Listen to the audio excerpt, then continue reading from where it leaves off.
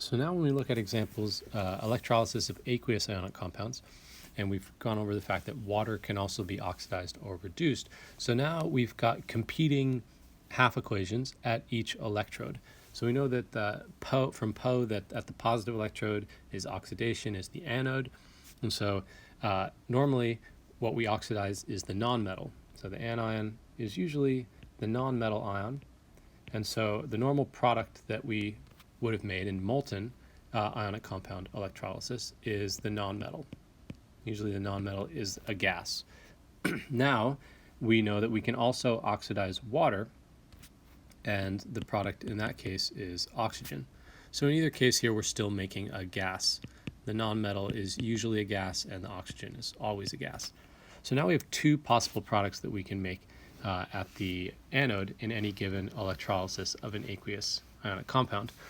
At the cathode is where reduction happens, and so typically that's been where the metal cation has gained electrons and turned into a metal. Now in molten electrolysis, we were at a very high temperature and the metal was usually a liquid. In aqueous electrolysis, we are typically at room temperature, and so the metal formed is generally going to be a solid. And so it sort of plates onto the electrode.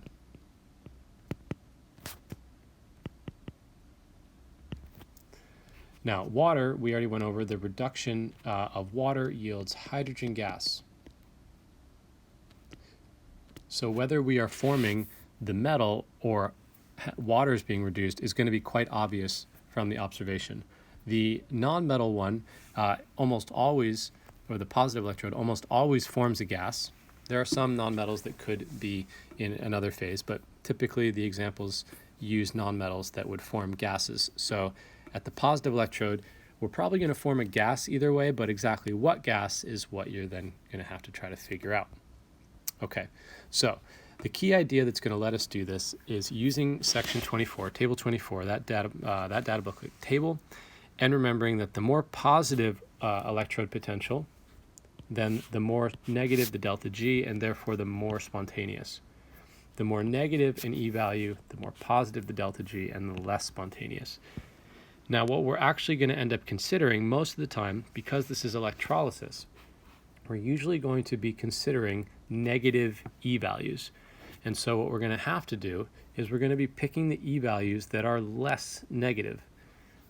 If you're having to decide between two non-spontaneous things, then the one that is more likely to happen is the one that's less negative. The one that's more negative is a more positive delta G, is even less spontaneous. So you're kind of picking the lesser of two evils here when you have to decide on what's going to happen. Okay? So the first thing to go into it knowing is that there's two competing half equations at any given electrode, and then we can use table 24 to decide which of those half equations is more likely to happen at each electrode, and that's how we'll decide on the products. So if we consider this example of potassium bromide, okay, so we've got our positive electrode. We know from Po that that's where oxidation is going to take place, and that this is our anode. And we've got a negative electrode, and we know that that's going to be reduction, and that that's the cathode. So that's kind of helpful just to make sure you distinguish right away. Now, if one of the possible products at where we do oxidation for water is oxygen, so oxygen is always a possible product now at the positive electrode, and hydrogen is always a possible product at the negative electrode where we do reduction. The other possible products are the other elements that are in there. The other elements that are in there are potassium and bromine. As they are in their ion form. So Br minus and K plus. K plus is the positive ion. It will be attracted to the negative electrode. And so it's possible that we could form potassium metal at the negative electrode. And the bromide ions, Br minus, are attracted to the positive electrode. And so it's possible that we could form bromine. Okay, so I can already, without drawing out a diagram, I can sort of already look at what are the possible products at every electrode. So the positive electrode is where we do oxidation. So either we form oxygen or some other nonmetal. The negative electrode is where we do reduction. So that's where if I reduce water, I make hydrogen, or otherwise I reduce the metal ion to the metal. So 4 possible products.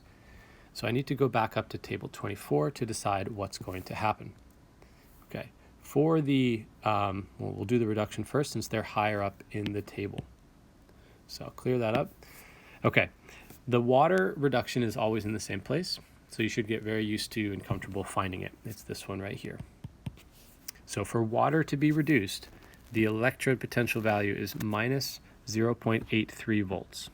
So it's not spontaneous, that's the value. The other value that we're looking at the negative electrode was the reduction of potassium. So K plus ions gaining electrons and turning into potassium. So that's the other reduction. That one is minus 2.93 volts. Now I'm looking at these things left to right. So these are the electrode potential values for these reductions. And of the two, the one that's going to happen is the one that's more spontaneous, or that's less spontaneous, and that means it's less negative.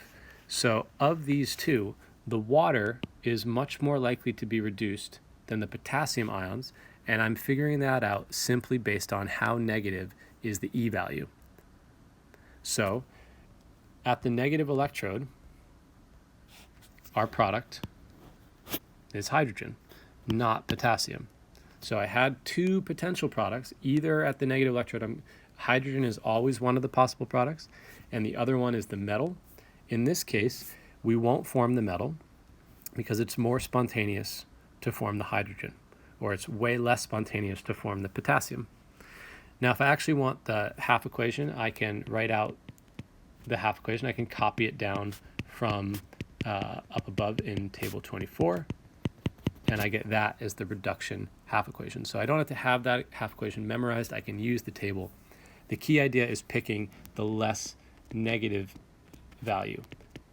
So for these two, we're comparing those two values, so we know that the less negative one is the one that's going to take place. The lesser of 2 evils. Okay, I go back up to section 24. I always know where the water oxidation equation is going to be. It's this one down here. I do need to remember that I'm looking from right to left to look for oxidations. So water turns into oxygen when we go left to right. And so that's also really important because you have to remember to flip these electrode potential values. So the value to consider is negative 1.23 volts, not positive 1.23 volts. I then find the oxidation of bromide ions into bromine.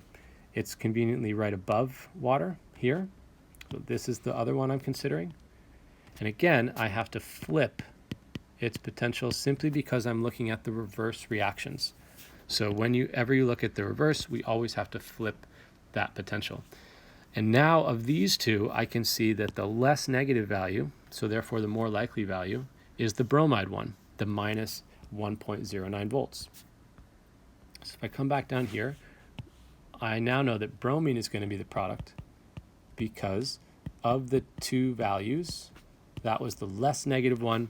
So it's more spontaneous to form bromine than it is to form oxygen, or it's less spontaneous to form oxygen than bromine. That half equation, I can copy it down from above, remembering to flip it. I get half a Br2. And so what are the products when I do the electrolysis of aqueous potassium bromide? The major products are hydrogen at the negative electrode. Right, this is the negative electrode. And bromine at the positive electrode. I could put this together. I'd have a balanced half equation because there's 1 electron here and 1 electron here, so the electrons are balanced.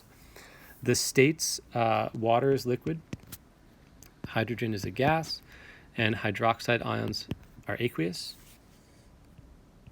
Bromide ions are aqueous.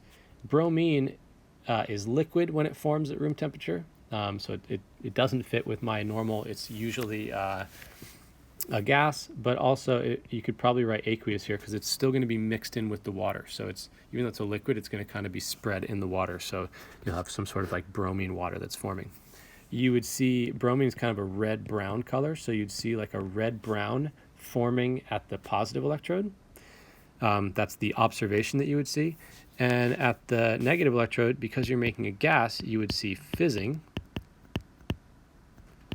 And because of the hydroxide ions, you would see the pH going up, which you could measure with like some sort of acid-base indicator. And the classic color for base is blue. That litmus indicator would turn blue. So there would be different observations that you could observe to indicate that these are the half equations that are happening. The ratio of the products appears to be 1:1. You get half a hydrogen for half a bromine for the same number of electrons. And that's how we do these electrolysis of aqueous ionic compounds. So once you understand and accept that water can be oxidized and reduced, you now know that at any given electrolysis, if it's aqueous, oxygen and hydrogen are possible products, and you have to compare how likely it is to form oxygen or hydrogen to how likely it is to form the other nonmetal and the metal. And you just pick based on which ones are less negative. Those are the products that will form.